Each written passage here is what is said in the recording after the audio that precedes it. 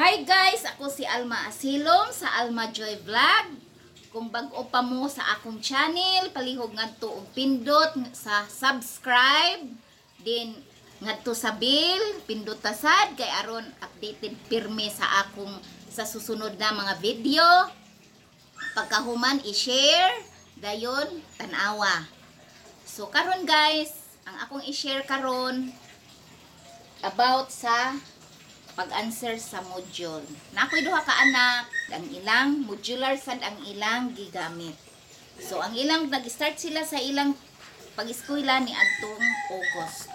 So ang akong gibuhat na experience sad nako guys kung unsa kalisod ang paghandle sa bata. Labi na kitang mga ginikanan nga kita mao mo supervise sa ilang mga answer sheet. Pareha nako nga gamay raman sad ko grado. Labi na sa mathematics. Di gadyo ko kaadyo katigo ing ana. So, mao to guys nga pag pirmerong hatag sa module, ansiran siya og good for 2 weeks. Successive nga module nga giansiran nila is pirme late.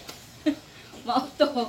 So nauo gadyo ko sa teacher nganong permanente late tungod sa pag-late pod sa pag-answer sa bata. So mailhan man nga to guys nganong na-late kay wa pa man kapirma wa pa man mapirmahi ang pag-submit. So masabtan ka jud mi nga wa pa mi nakapas kay wa pa may pirma ang among pangalan ngadto. So unsay gibuhat sa teacher in town, maadyo na lamang buotan pod ang teacher, gihuwat in town pud ko. Ito.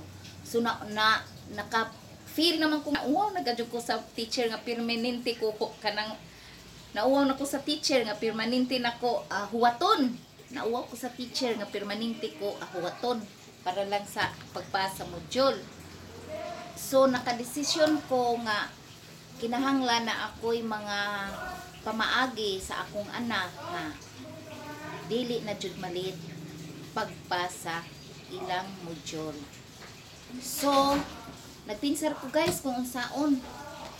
So ang gibuhat guys, ahong gipariha before pa ingana guys, maluoy po ko sa akong anak tungod kay before ingana bisan nagpangalit ang among module guys, ara man pong paningkamot nak sa akong anak ug answer nagpangalit mi og submit sa module. Pero ang akong anak wa man pud nagbuwang unta, sige man gihapon sila og answer hangtod sa kapiing o anay tugtog. So nagunahon na jud ko nga unsaon na ho pag resolba sa problema. Lisod man pud atong basulon ang maestra kay ila ba pud ning tukawan og maadyo og unsay ilang pagabuhaton, unsay ilang encode ing aning ilang mga module kay labaw pud sila nagtukaw sa ilang paghimo sa module. So di pud nato sila mabasol. Mao to guys nga isip ako ginikanan, isip ako ang nanay, ako ra magadyoy mag-guide sa akong mga anak kay busy man pud akong bana. So di adjud naho na tanan obligasyon sa eskwelahan, di agad jud naho na butang. Ako na aho na jud na obligasyon sa pag-guide sa ilang pag-eskwela.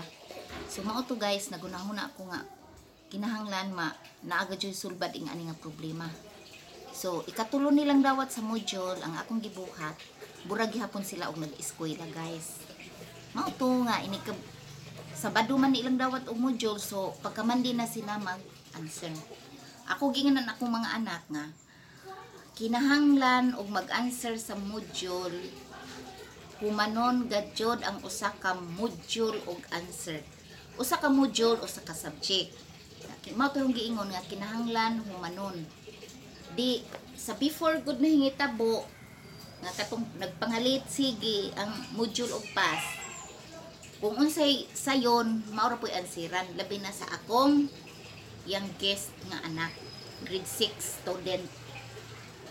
Mao to guys nga hashtag kinamagwangan mao gihapon, late gihapon ang grade 11 nga student nga anak. So ako silang giingnan nga sama lang gihapon sa inyong pag-eskwela ang atong schedule. Kinahanglan mo mata mo og sayo mamahaw alas 8 mag start og answer sa module.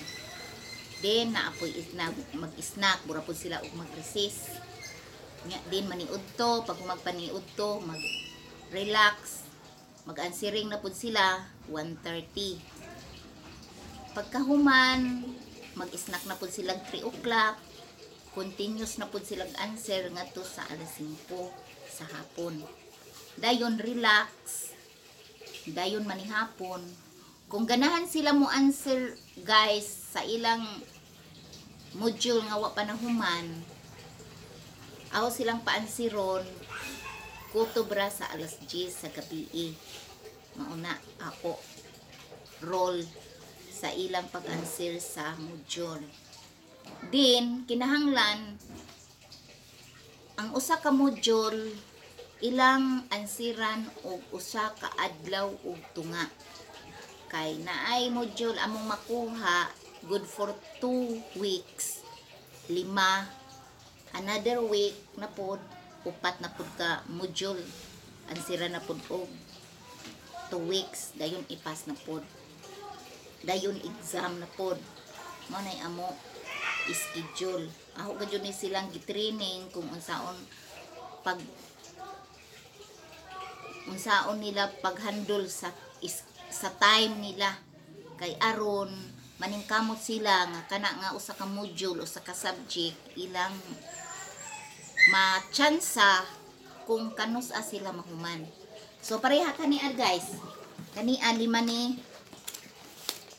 ni kabuok mod, 5 ni ka module. Sa ako ning grade 6 student, 5 ni ka module. So mao to nga dapat karong Saturday pa, October 21 pa ni ipas. So October 13 pa lang nahuman na siya og answer. Kay kada adlaw sad pud ko mag check, pero dili sila naho gi-force. Kinahanglan sad sila naapod tay pasensya sa kita nga mga nanay. Dili pud nato sika-sikaan. Kay damor nga kasukan, damor mo kinol.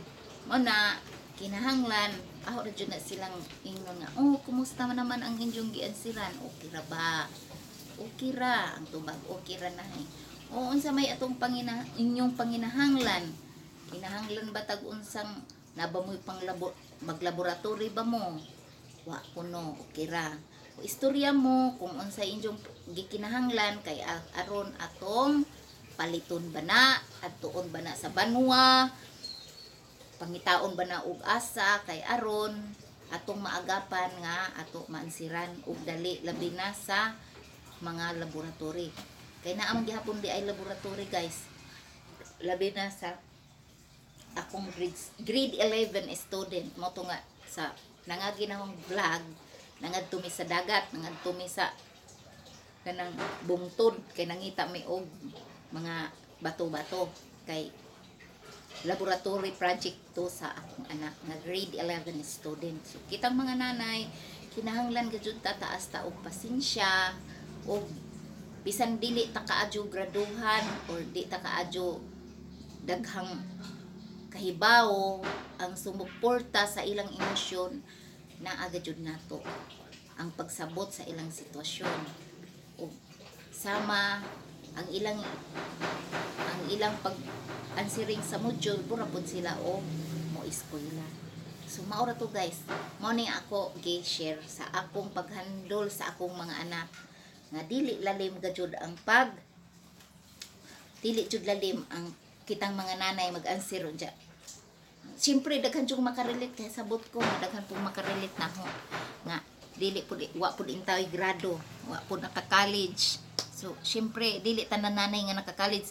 Bisan magani siguro og naka-college narbaho. Pagkahuman lahi naman ang mga pamaagi karon sa mga leksyon. Og sa kaniadto, mao ning matay-an na pud siguro bisan pag naka-college, depende na jud tali siguro sa ingana na sila ka bright, siguro og maestra o maestro. Murag kaya ra na nila, pero kami mga nanay nga aguna-huna ni alamang sabay. So makalimot jud bisan taliog naka-college na. og eskwela sa di kung sama nako nga wa gani naka-college, naglisod pa sa algebra pagka high school. Mao na guys, maglisod ka jud ta nga mga nanay pag-answer sa module. Pasalamat na lang sad po ko guys kay nay akong anak nga grade 11 nga nagajud po siya stock knowledge sa ang kining akong eldest nga anak makatabang pud nga sa iyang igsuon. So kamong mga kuya kinahanglan inyo sang tabangan ang inyong mga mangod, mga ate nga labi na pud ang inyong nanay nga nagkalisod pod. Dili sad mo mag selfish kay aron ang nanay magaan-gaan pud ang obligasyon. Kay kining akong eldestan mao magajud wa na ko nagkinahanglan og tutor. Labaw po di ko ka-tutor sa ahong youngest nga anak kay wa man pud lagi ko'y salabutan. So ang iyang kuya mao ay nag-tutor. Mas una pa mahuman ang manghod kaysa kuya. So okay ra nang okay ra na siya. Kaya ni matod pa ang iyang giansira na karon ang sayon-sayon. Lahi po na siya technique guys. Kana siya ang iyang ansiran ang mas sa imong ansiran kuya? Oh, lisod. Ang iyang ansiran guys. Lisod nga subject. Unsa kay ang manghod kay ang ansiran kay ang sayo raman nga subject, di ba? Opposite jud kaadyo sila. So kani siya humana siya answer Martes pa man ro ja Sabado pa ipas. So ang iyang ansiran karon ang sayo na lang kana bitaw mga essay. Mao na lang iyang ansiran. So ang katong na ay problem solving mao jud iyang unahon. So mao na to guys nga kinahanglan ang nanay ug ang anak ug ang maestra magtinabangay. Dili nato pud kasukan ang mga maestra nga nung maunay ihatag nga module kay kana sila nakadepende pud na sila kung unsa poy ihatag dito sa nasyonal nga mga pamaagi.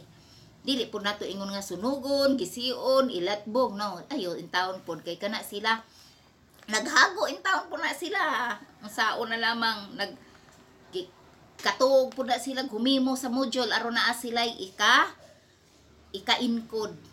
I-encode pa nila unya maghimo pa na sila PowerPoint. Di ba lisod pud ang ilang sitwasyon. So magsinabtanay lamang ta guys. So kining akong gibuhat ang pag-share ni nga natuo mo nga kamuray na nahihirapan sa kalisod. Pero labaw na kitang tanan nga mga nanay nahihirapan sa kalisod. Unsaon na to pag-guide sa atong mga anak. So pasensya, taas ang pasensya sa nanay. Pero at the same time ang pagdisiplina sa ilang pagkuha og schedule unsaon nila paggamit sa ilang oras. Mausad na guys. Hinautunta sa akong pag-share sa akong video based sa akong experience sa akong mga anak nga naamoy gamay nakatunan. Mayo na lamang naay gamay nakatunan akong gi-share ang akong mga technique ug pamaagi para kamusad basi naapud moy laing mga technique nga makaadyo sa pag-answer sa inyong anak sa module nga kamo dili mo malisdan. Okay, salamat kaayo sa inyong pagtan-aw sa akong video. So don't forget, pinduta ang subscribe, pinduta ang bell para pirmi mo updated sa susunod na mga video nga akong i-upload nya. Palihog o pindot sa share nya dayon inyong tan-awon. Okay, thank you, daghang salamat. See you on my next video. Bye-bye!